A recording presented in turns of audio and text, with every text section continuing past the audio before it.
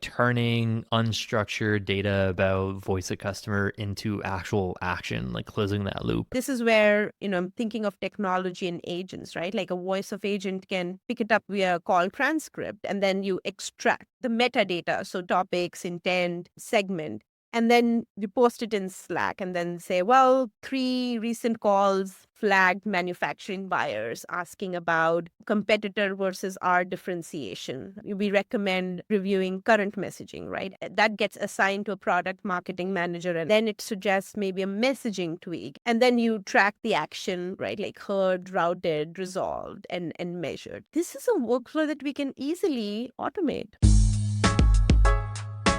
What's up, everyone? Today we have the pleasure of sitting down with Aditi Uppal, Vice President Corporate Marketing at Teradata. In this episode, we explore underrated channels where you can capture customer insights, Martech tools that can help with activating voice of customer, how to use rapid response teams in marketing ops, and how to balance quantitative data with customer conversations. All that and a bunch more stuff after a super quick word from one of our awesome partners. This episode is brought to you by our friends at Knack. I have the amazing pleasure of chatting with some of the greatest minds in marketing operations, but you'd be shocked at how many of them have the same issues when it comes to their campaign creation process. They're dealing with things like scaling, personalization, keeping assets on brand, render testing emails, working in rigid templates, and worst of all, having to hand code emails. But many of the leaders in the space are using Knack to eliminate these headaches. Knack is a no-code email and landing page creation platform that covers initial campaign requests right until the sync to your marketing automation platform.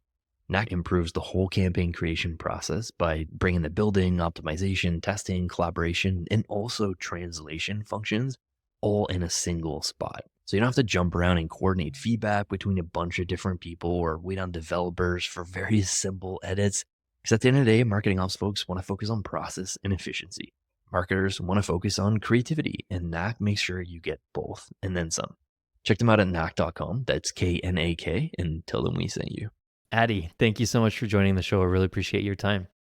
Thanks, Phil. I'm a huge fan of your podcast. And that's why, as you know, I reached out saying, can I be part of this awesome ecosystem that you have? So very excited to be here. I appreciate you saying that. Yeah, a lot of folks kind of listen to the show, curious about jumping on. And one of the things that you had suggested was this topic of how to capture, activate, and make more of the voice of customer that you have kind of data points inside your company. So I'm excited to chat about that. You've highlighted that we're missing something by not talking to customers as much in person anymore. How can we like bridge that gap, combining old school customer empathy with a lot of the new practices with digital marketing, like analysis by paralysis we're kind of dealing with today? Do you think that we're getting too enamored by like the promises of Martech and all the insights, and sometimes simple conversations with humans, our customers work a lot better? Give us some practical examples there and tactics that we should be thinking about. Yeah, I mean, I think I come from the old school model, Phil, where we used to go, to the market and talk to people, Hmm. talk to our customers, and those could be anyone, right? Like selling retailers and truck drivers and mechanics. It was laborious because you had to take down notes, but and then you had to think about, okay, where are the trends and how do you really synthesize it into that one insight that you're looking for.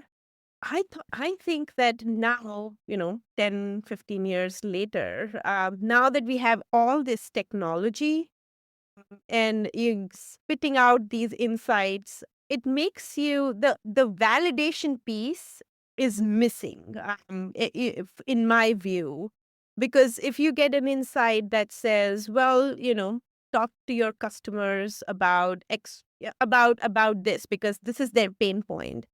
I would love to see, or like it would be so helpful, to actually listen to a customer saying it, because a lot of times they use words, that are so much, resonating with them versus, with marketers where we are probably relying on our own fancy words and buzzwords, so to speak, and, more thinking, oh, this will resonate with our customer. But I think that this would just make our in a lot of ways make our jobs even more easy because you have been able to hear what your customers have been talking about, through transcripts or just going and sitting in a meeting. And you don't need to have hundreds of those, right? You just have five of those, and you will just come up so much more confident on the data that you are seeing, the insights that you're seeing, that you'll trust it more because you have gone to the source of truth. So for me, I think that that's one thing which a lot of marketers, including myself, have forgotten, or like sometimes miss out on. And I think that that's something which all marketers need to do. I think in B2C, they still do. There are ways that where you get to hear, your customer talking about it, and it's also just the nature of the B2C marketing, the type of channels that you have, the messaging that you put in, that you have to be a lot more closer. B2B should be doing that a lot more, because we just think, oh, it's a data scientist who wants to, or who love this product. But let's go talk to a data scientist. Like there are students who are aspiring data scientists who have been using a lot of the software that all these companies have, and they will be potential, users, potential decision makers. The amount of, and it's free, not very expensive, but the insights that you can get, those can be codes that, you can use, you can deploy rather than paying a creative or a content agency to create all that content. So it has to be a mix. I'm not saying that we don't use technology just because there is now so much data which you have to know and learn, but you need to also determine like where do you need, like what are you using those insights for, right? Like not everything has to be as complex, not everything has to be as dependent on a model running and then we figuring out the confidence, of the model or the results that we are seeing. It needs to be very much aligned to where do you want to use this insight for, in at what stage, like what stage. But it's important that we do that. It's important that we incorporate as a marketer in everything that we do, every aspect of our life. It's not just when you need to design a campaign or when you're thinking about what your product fit should be, or a roadmap. It needs to be done by at every single step, but again needs to vary at what level of insight do you really need. So that's what I would say, is depending upon the need, or where you needed an insight. The question always should start with, why do we need to do this? what Hmm. what is a customer need? And then you find out how you get that information. Do you use technology and all the bazillion dashboards to get the answer that you want? Or do you just go and talk to five of your most loyal customers, most active customers, and then, determine how that works? And the best thing about this is you can always keep on optimizing. It's not that you got something and then you have to make sure it's 100% there, because that's the nature of the game. You always need to keep on changing. You need to keep on adapting. Yeah, such a great answer. I love your point about it's not just like one point of data. Like one of the main objections that I've had with people that are in the marketing seat that are being asked, like, spend more time chatting with customers. It's like it's easier said than done. Like I've got a ton of stuff on my plate and like reaching out to people, offering them something in exchange for like sitting down with us for 20, 20, 30 minutes. Cause like these people are busy too. Our customers are busy too. And the thing that a lot of these folks struggle with is I've got a ton of data telling me what my customers like and what they don't. Like we launched 15 campaigns last year. Some performed well, some didn't. There's a lot of quantitative data that there's a lot of signals in that data, right? And Right. if I chat with 5 customers next week, those are really good qualitative data sources and insights that I can get from it. But it's 5 people. Like how meaningful and representative are those 5 conversations when I have all of this quantitative data to work with? So the marketers are often like fighting those two battles. Like I think the the talking to customers is a bit more old school, like the focus group idea, chatting with humans versus like now we have all this data, all these signals. So what are your thoughts there on like the quant versus qualitative arguments of like a voice of customer? Where I would start with is when we didn't have automation and technology, and I'm probably going 15 years back when digital was taking off. And I'm talking my days, in working in India, my career starting in India. US probably adopted this or had this revolution sooner.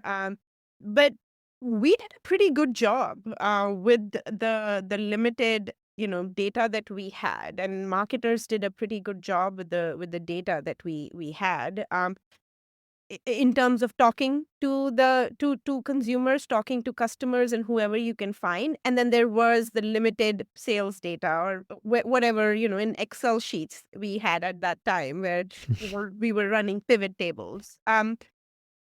Phil, I think the problem right now, or why it's becoming more complex, is because we are not thinking is why do we need data? Why do we need customer insights? Like, what am I solving for?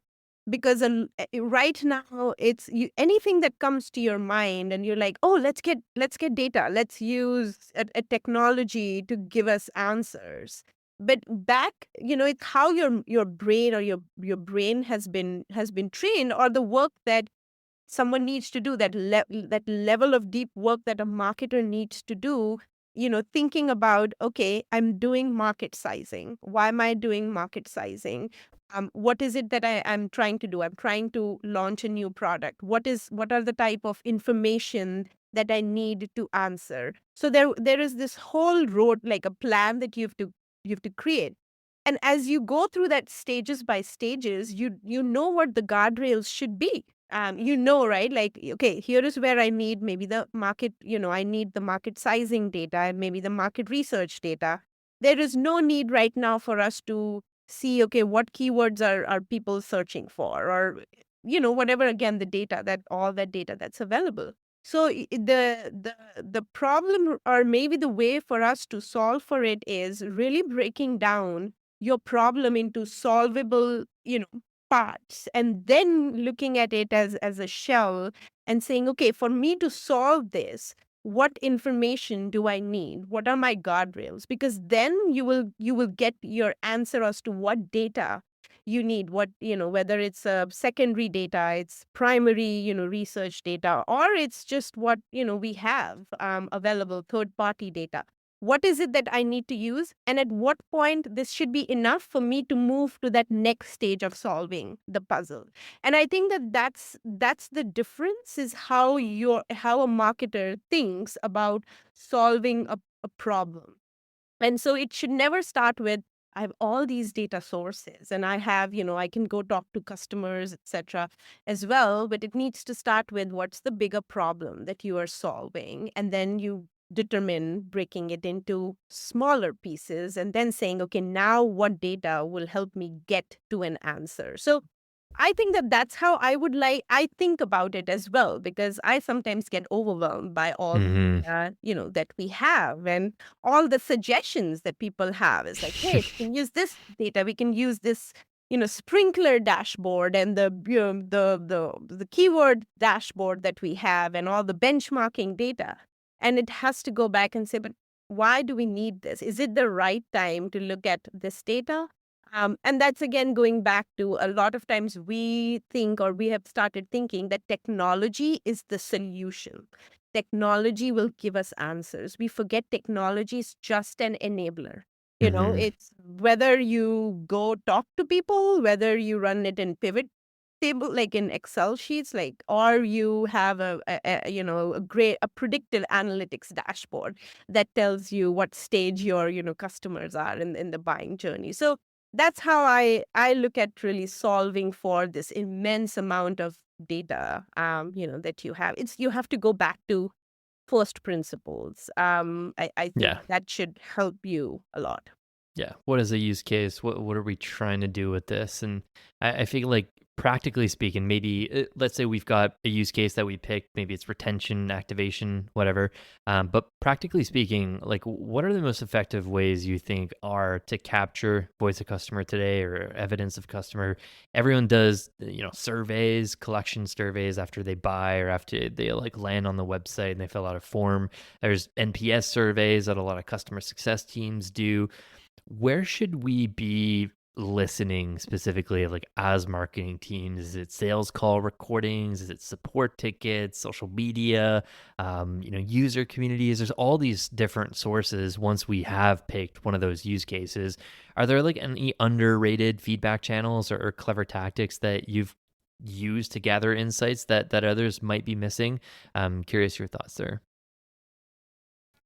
I th- a lot of times, and you have to think about who your customer is, who you're going after. Now, and I'm talking from for a B2B lens, we are selling to a buying group, a buying committee, right? Everyone has different roles in that. Someone is a user, there's an influencer, there is a decision maker.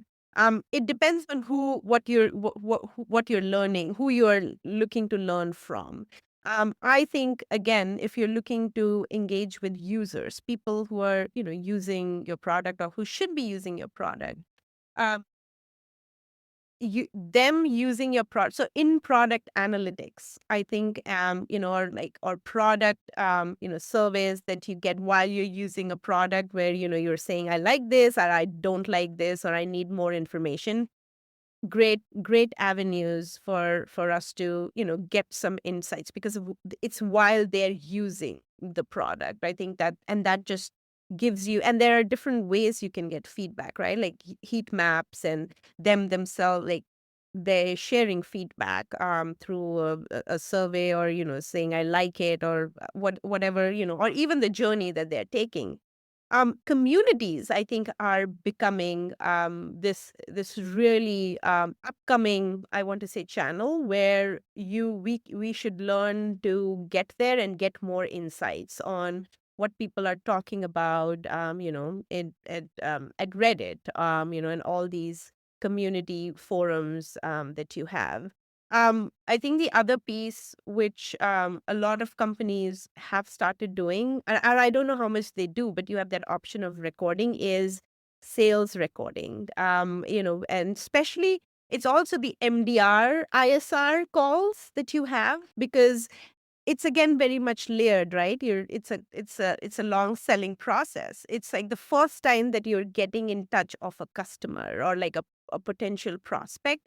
And so while you've been doing all this, digital marketing, which you're seeing, and you get finally a lead or that person, when you speak with them and when you hear what their needs are, or like what they're looking to understand, it gives you insights. Phil, like just recently we got an insight which just made us change our overall approach to how we were planning to engage with these prospects, because they were like, I thought you guys are selling, this point in time solution. And but looks like that's not who you are, but that's what you've been, telling me, and I am very much intrigued by it. And that's just, from a few recordings that we could gather, and we inferred, and then we quickly switched, our approach. And then I think the final thing which companies are doing, and maybe need to do more, is events. Your third part, like events that you sponsor, your third party events, wherever it is, physical, virtual. Great way to get intel from, people who are at the event, right, as part of networking. And again, now these are for companies who invest in this type of a channel, but I know every salesperson likes to attend events. Everyone, likes to be in a certain place, and talk to people. So how we can really use all these insights that they get, they can, and then we use that from our end, I think, is another great way. In fact, we had to solve for how do we automate it, because this was just so much insights. We were we were getting. So it was not really about, did we get any, it was, beyond did we get any lead from an event, right? Like, are we getting the ROI? But the secondary objective of us being there was all this great information that we were getting, and companies just need to use that a lot. So I don't know if I answered your question of the few underrated channels, but I think that these are the areas where we are seeing a lot that we are benefiting from beyond the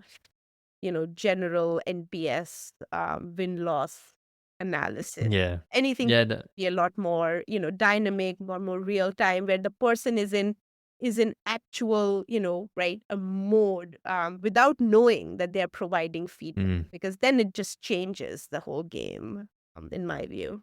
Yeah. Yeah, so true. Lots of good sources there. So what let's chat about like some of your thoughts about like activating some of that data, like turning unstructured data about voice of customer into actual action, like closing that loop, if you will.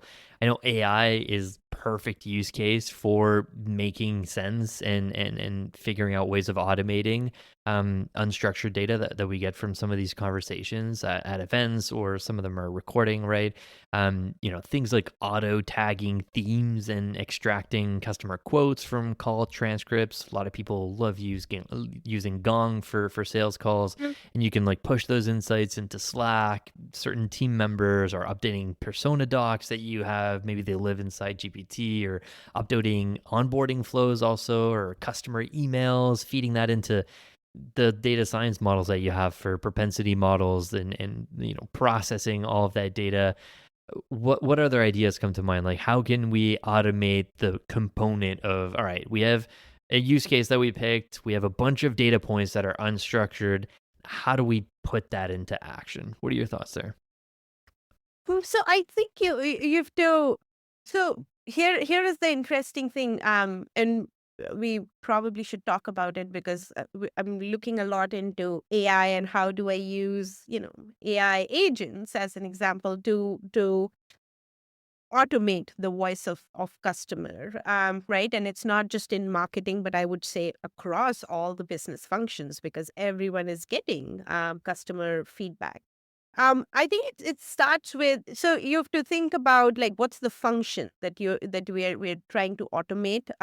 Is it capturing and tagging, routing, tracking, summarization, and activation, right? So it's like you have to. I think about, if I were to think of what would be a stack, right? That you have to build, and what would be the function of it. So it's like, and there are multiple tools that you do that, but I think of it as in terms of, well, a gong call reveals a trend. Multiple buyers from manufacturing, as an example, are asking, how do you compare to this competitor on AI, using AI for manufacturing efficiency. So, the a voice, and this is where, I'm thinking of technology and agents, right? Like, a voice of agent can pick it up via call transcript, and then you extract, the extract. Well, okay, what's the intent? Are they evaluating, or are they just, answering, looking for awareness? What's the segment, right? Industry is manufacturing. What's the topic? And again, the tagging thing, that's where you're talking about, right? But what are those tags, or the metadata, so to speak, right? Topics, intent, segment. And then, you post it in Slack, and then say, well, 3 recent calls flagged manufacturing buyers asking about competitor versus our differentiation. We recommend reviewing current messaging, right? As an example, and then that gets assigned to a product marketing manager and a campaign owner, right? And then then it suggests maybe a messaging tweak and a one-pager update based on what it is, and then you track the action, in a dashboard, right? Like, heard, routed, resolved, and measured. So I mean, I think that that's where, you and I know all these steps require, okay, what are those tools that you use, and then how it really gets integrated into that workflow. But this is a workflow that we can easily automate, Phil. Doesn't have to be manual anymore. The tech probably today can automate 70-80% of the process. And of course, with humans in the loop for judgment and prioritization. But I think that this is, in fact, one of the uh, maybe underutilized use cases, for companies to really see how we unlock the value of VOC through automation, because it's not just marketing. It's everywhere. Product gets a lot of, customer data points. Operations like GTM gets a lot of data points. HR gets a lot of data points as well. Internal as well as external. Finance gets a lot of data points around stakeholders, investors, all that. So how can, this is that ideal, I would say, scenario where there are these silos existing, and then how can you use this technology or automation to unlock value? So it's, for me, is a very exciting use case for us to automate and get some true value without Yeah. spending a lot of money. This episode is brought to you by Revenue Hero. Two field forms: complete context, instant scheduling. Finally, you get to pick all three without a single line of code. Introducing native enrichment by Revenue Hero. Plug in Clearbit, Crust Data, Apollo, or stack all three. Enrich all the data you need instantly on submit. Stack your enrichment providers, waterfall your way to clarity. Determine qualification and meeting routing based on enriched information. Layer it onto your current distribution logic. Book more meetings with your qualified buyers. Get started at revenuehero.io. This episode is brought to you by MoEngage and their new warehouse native CEP, which revolutionizes the way data should be seamlessly fetched, analyzed, and activated. Now you can use MoEngage Cloud Data Sync to sync your warehouse data with MoEngage and use it to segment audiences or personalize messages without any development. Just set and forget. Use MoEngage warehouse segments to create segments on your warehouse data without moving underlying events, properties, or proprietary segmentation logic, and activate them directly on MoEngage. Using warehouse data analytics, brands can also directly generate insights from their warehouse data. Your long search solution for seamless data sync, smarter segmentation, dynamic personalization, and delightful customer experiences ends here. Warehouse native CEP from MoEngage, making it easy, smart, and secure. Learn more at moengage.com. Can you think of like one example, the first example that comes to mind to walk us through like one of these automations, maybe something you've built in real life? Or let's say your account team was having a conversation with a deal that was lost, and that's recorded on Gong, and there's a lot of keywords and certain objections that came out of the reasons why certain person decided not to purchase, and you're automating those keywords, like those insights or the voice of customer, and it's Oh, going to Slack, and that's being sent to the team that's building like personas. oh, And so they're tweaking the persona here because of the data that's coming out of that. Like something right. more about like getting endpoints about the voice of Mm, customer yeah. and then like throwing that into certain places. I don't know, like one of the ones that like comes to mind, they're friends of the show, the company called User Evidence. I don't know if you heard of them. They're a startup, and they're basically like, I think they call it like a user customer evidence, but essentially, the category of tool that like helps with the voice of customer for testimonials specifically. Like there's a lot of data in existing customers that have a testimonial to share, and so User Evidence, like they basically built a product that lets teams capture product feedback through Mm. surveys and like review sites on G2 and stuff like that. And then they automatically surface the best quotes from your existing customers and testimonials.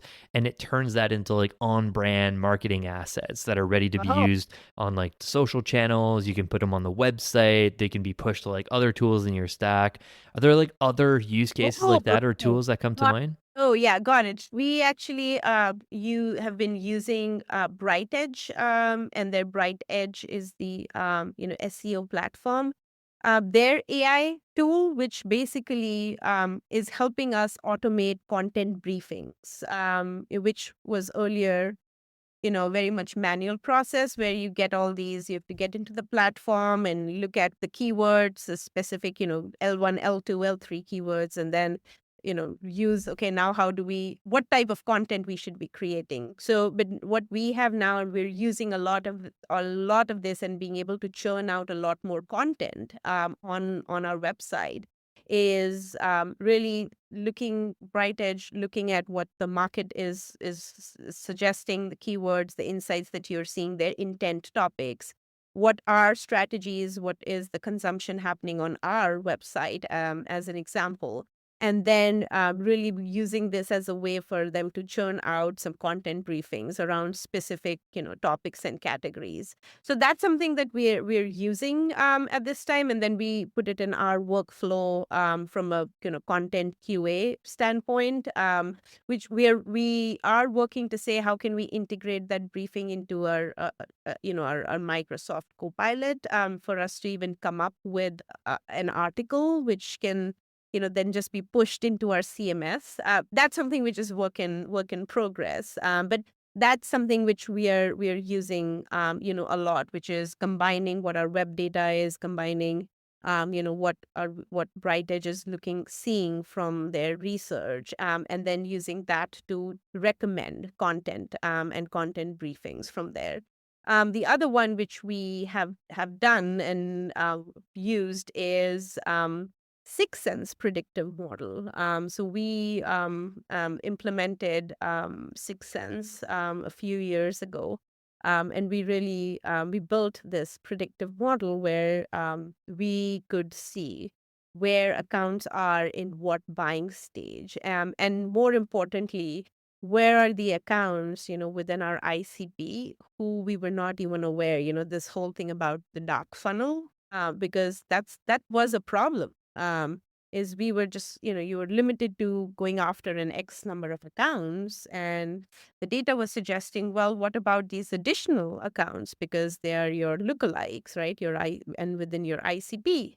And then you just push them, into if you determine that those are the ones, you then just push it into Salesforce for them to get created as accounts into in Eloqua, and then you can simultaneously push them into like an advertising campaign, because you have all this great insights from their model.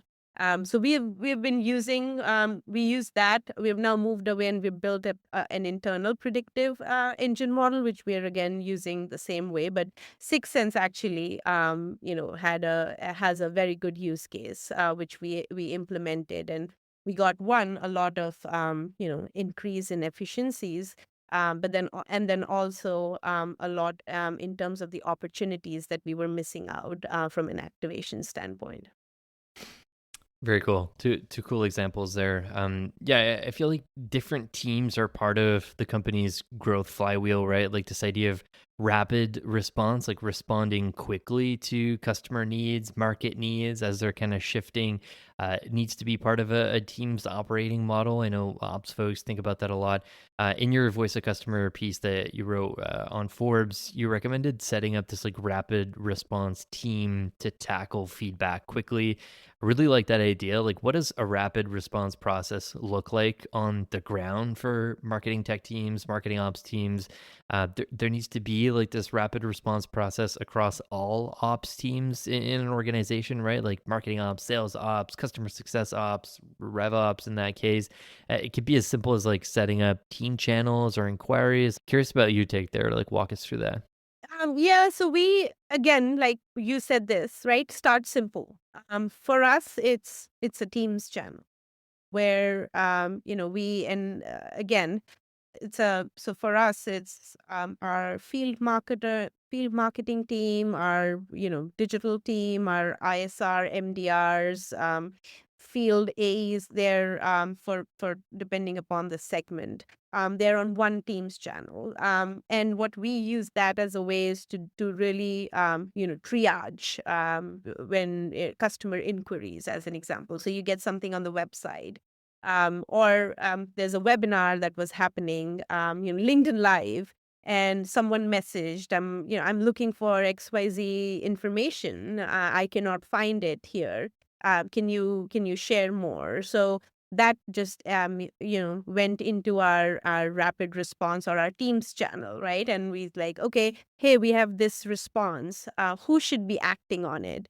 And then it got resolved like in 5 minutes. And so here is where the beauty of this simplification is us waiting for things to be sent, and then that gets routed, and then we are expecting SLAs.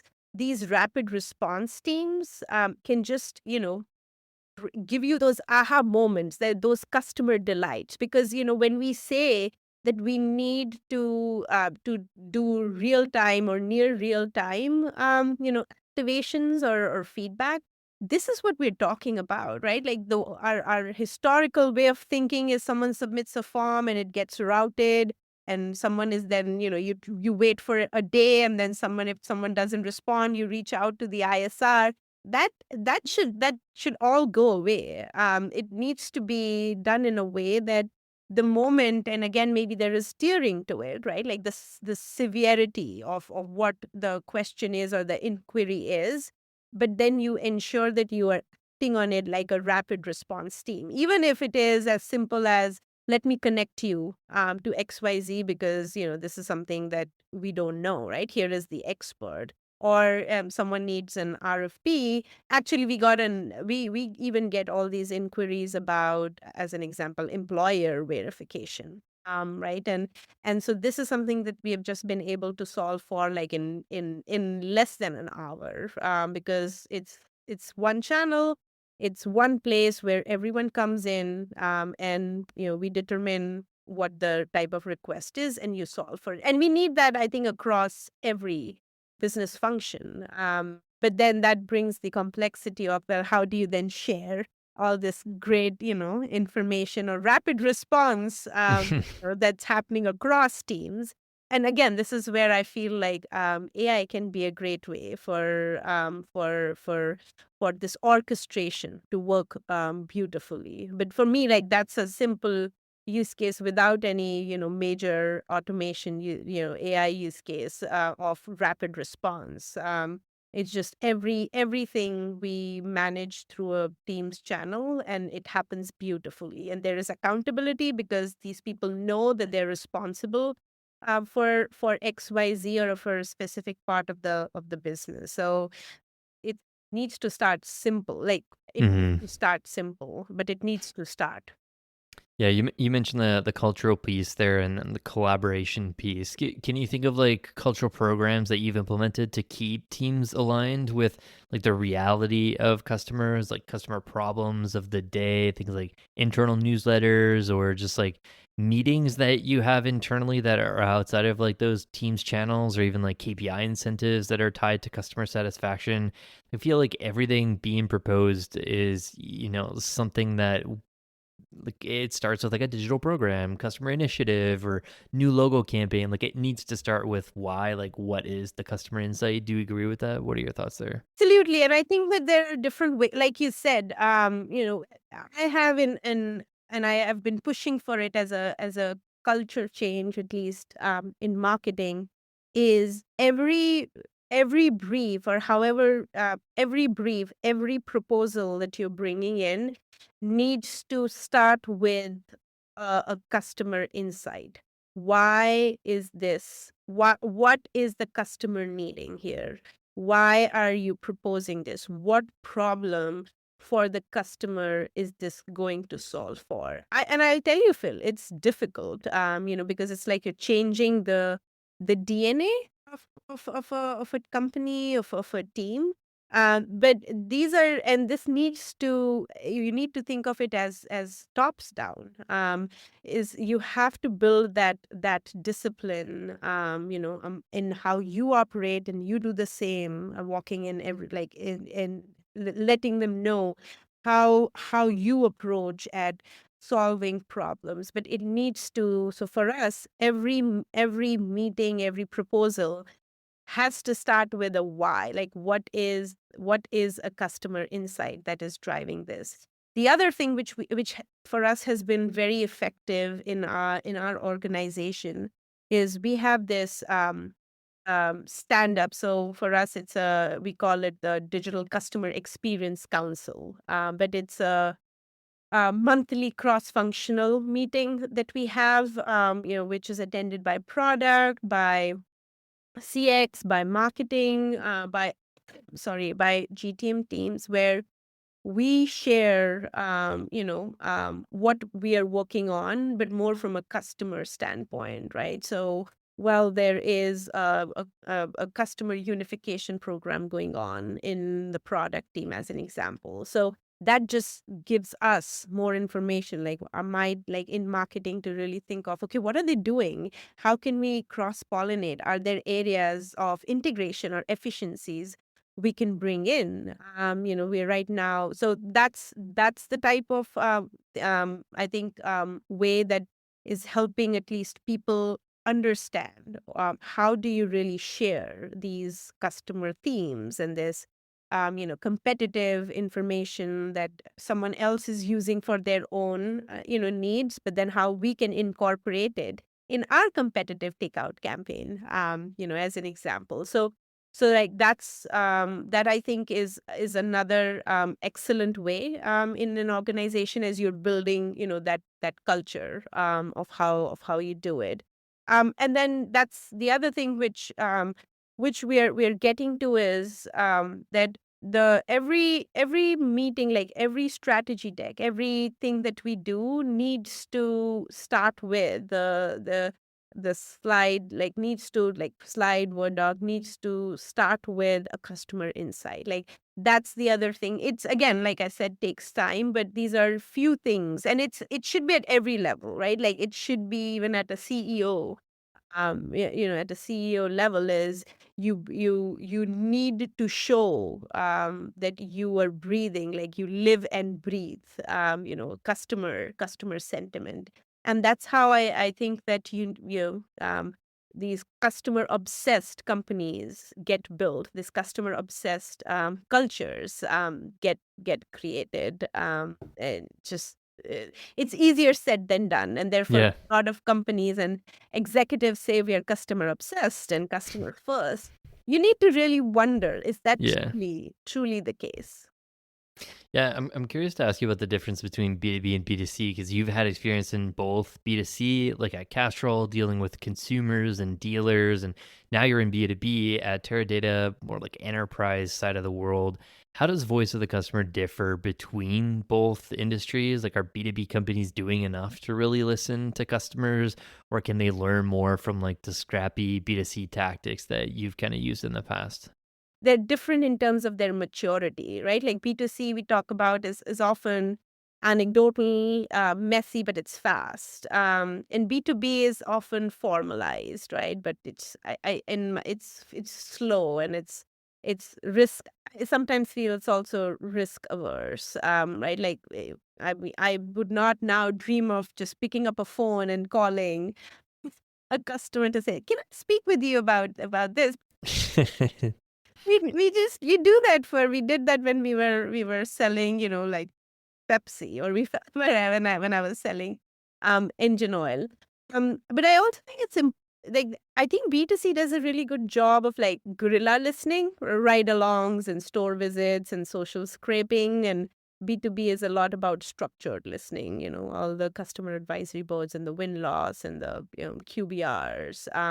And then like I already I think that there's also that emotional aspect, right, which is often very visceral and reactive. Like this sucks. And like, why, your product just sucks. And you promised me XYZ and you never gave me that. And the B2B emotion is, often, strategic and rational, but of course, very much high stakes. So it's there, there are these key differences that I think are there in both the models. I think what B2B can learn from B2C is, um, closing the feedback loop like visibly and often, right? Because in B2C, when a customer like complains on social, the best brands respond like publicly and update them on the fix, right? That visibility Hmm. builds trust.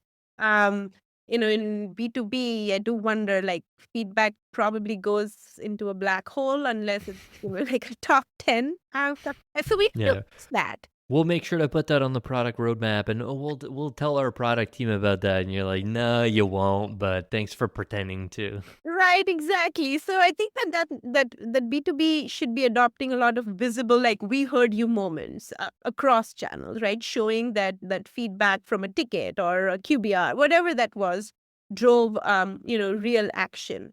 And then I think, the other thing which B2B can certainly learn from B2C is simplifying the message. Even if, your product is complex, right? If it so it's like when marketing you to mechanics, you learn if it can't be understood at a gas station or a garage, it won't be used, Mm. right? So complex doesn't have to mean complicated. And we a lot of times in B2B we often over intellectualize. I don't know if that's how you pronounce it, like value props. But clarity wins deals. So if you have to think of like using VOC to pressure test, do customers repeat your value back to you the way you say it? If not, your messaging needs work. And so that's there. B2C, I mean, we can go into, and then I already talked to you about like scrappy listening in B2C beats over engineered systems. So B2B needs to do that, right? It's not about scale, it's about the proximity to the truth. And B2C can learn, how do you really operationalize VOC into strategy and Mm. roadmaps? Because B2B does that really well, sometimes to their Yeah, their detriment. Yeah. to their detriments. Yeah. That's what I would probably think of, as takeaways from each of the world. Yeah, no, love your thoughts there, Adi. Conversation has flown by. I got one last question for you. You're marketing and a RevOps leader. You're a VP at a big company. You're also a writer and a well-traveled speaker. You're a mom. And one question we ask everyone on the show is, how do you remain happy and successful in your career? And how do you find balance between all this stuff you're working on while staying happy? That is a difficult question, Phil, and I probably think a lot about that. Hmm. It's about, do you do you feel happy and energized when you wake up, you know, every every day? And and for me, like, I use that as my pressure test to assess um how what I'm doing, is this something which, is making me happy, making me more mindful of how I add value, to my family, to the company that I work for, to my community, to my friends, and to myself. So for me, I think that mindfulness about these multiple spheres of life, and how I'm doing across this, really boils down to, am I excited to do, like, get up every morning and get into the craziness, of the world that we live in? Because I don't believe in work life happiness. I I just think that there needs to be a lot of how do you say, integration of the different aspects of your life. So it's work, life, community, personal, family integration, that you need to take into account as you are thinking, am I happy? Am I enjoying what I do? Do I like running after my toddler? But yeah, that's what I guess makes me happy, or I use to determine, yeah, what do I do next. Yeah, I love it. Whether you like chasing your toddler or not, the sad reality is you're gonna have to chase the toddler no matter what. Yes. Don't put your finger in that. No, drop that. Don't pick that up. Yeah, it does determine how I react to it. Yeah, 100%. Aditi, this is super fun. We really appreciate your time. Thank you so much for joining us. Of course. Thank you so much, Phil. Thank you for having me. I'm looking forward to seeing my avatar. Yeah.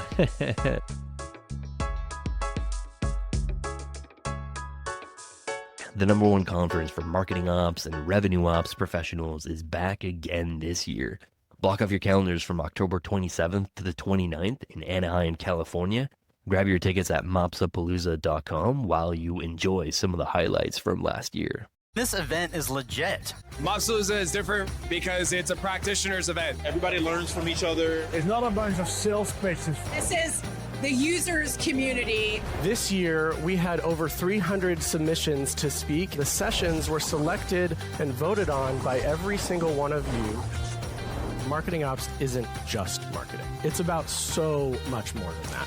It's about getting inspired by each other to drive impactful change. And when MoPros are fully aligned with broader business goals, we become the true driver of growth. It is going to be an exciting few years ahead, and I really do believe that marketing ops is going to be at the absolute center of this. See what's going on in the industry. You want to be on top of your game, this is the conference to come to. It's the place to be. It's easily the best conference that you're going to go to all year. Community is completely next level.